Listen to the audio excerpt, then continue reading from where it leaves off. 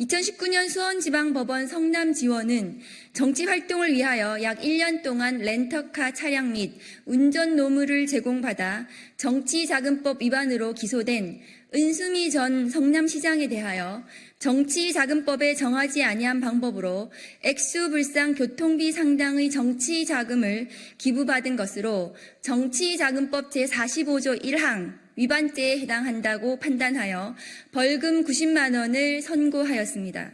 이 판결은 대법원에서 확정되었습니다. 김건희 여사 공천 개입 의혹으로 시작된 명태균 게이트가 이제는 윤석열 대통령을 가리키고 있습니다. 어제 언론 보도에 의하면 명태균 씨가 윤석열 대통령 지지율이 높게 나오는 자체 여론조사 결과를 윤석열 대통령 후보에게 가져가 대선 출마를 권유했다. 명태균이 전망한 대로 흐름이 전개되자 윤석열 대통령 부부도 명태균 씨 말을 믿게 됐다. 대선 기간에도 윤석열 대통령이 명태균 씨의 여론조사를 특별히 신뢰했다는 제보가 있었다고 합니다.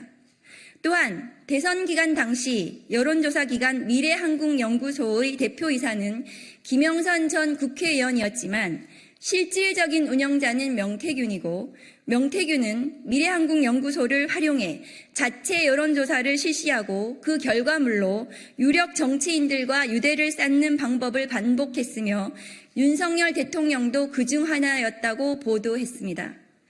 미래한국연구소는 중앙선거관리위원회 미등록 기관이기 때문에 여론조사 결과를 공표할 수 없지만 언론사 의뢰 형식으로 공표 여론조사도 병행했다고 하는데 2021년 4월 18일부터 2022년 3월 8일까지 대선 기간에 총 80회의 여론조사를 실시 의뢰했고 그 가운데에 조사 대상이 3,000명이 넘는 면밀조사도 9회 포함되어 있으며 그중 6회는 깜깜이 기간에 진행된 것이라고 하는데 이 같은 여론조사 비용은 총 3억 7,520만 원이라고 합니다.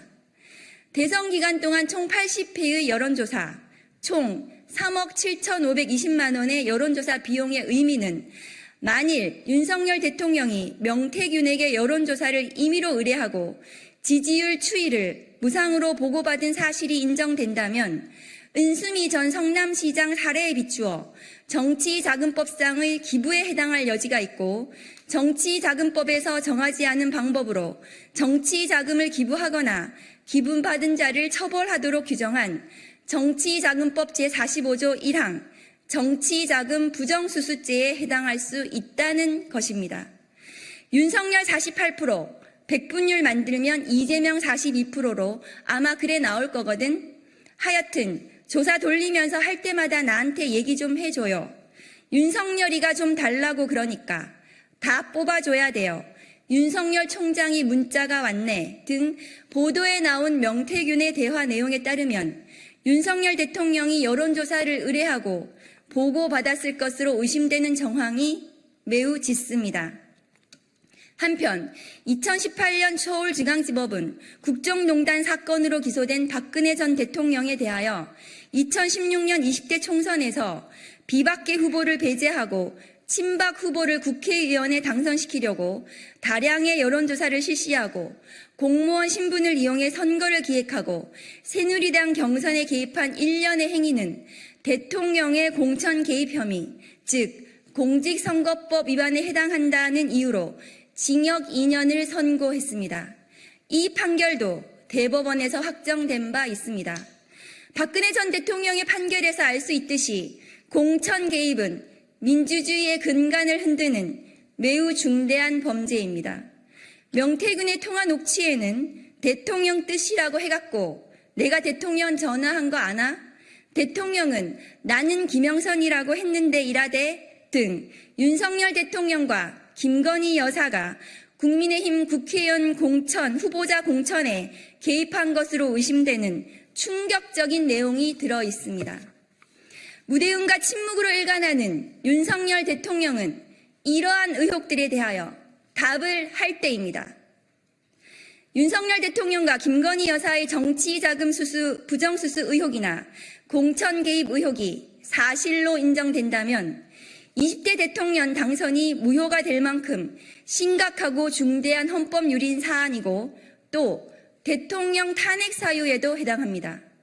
헌법 수호의 관점에서 용납될 수 없는 중대한 이 같은 탄핵 사유에 대하여 국회도 헌법재판소도 의무를 다해야 할 것입니다. 살아있는 권력에 대한 성역 없는 수사는 반드시 실현되어야 합니다. 검찰과 고위공직자범죄수사처는 국민의 분노를 직시하고 윤석열 대통령과 배우자 김건희의 정치자금 부정수수 의혹, 공천개입 선거법 위반 의혹에 대하여 철저히 수사하고 엄중히 처벌해 주시기를 촉구합니다. 2024년 9월 27일 조국혁신당 국회의원 박은정 이상입니다.